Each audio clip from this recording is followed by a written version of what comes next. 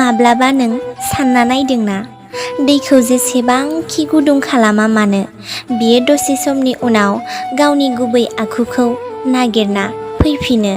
थिग बेबायदिनो जों जेसेबांखि रागा जोङा मानो दसे समनि उनाव नोंनि रागाया नोरोम जालांफिनो।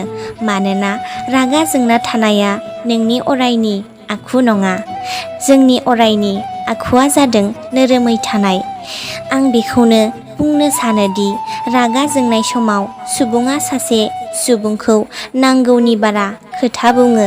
नाथाय जेब्ला बियो नोरोम जायो, सिरि जायो, अब्ला बिनि खोथाखौ एसेबांनो मोजाङै खोनासंग्रा जा। मानोना गोबां सुबुङा बुङो रागा जोंनाय समाव सुबुङा थार खोथाखौसो बुङो होनना।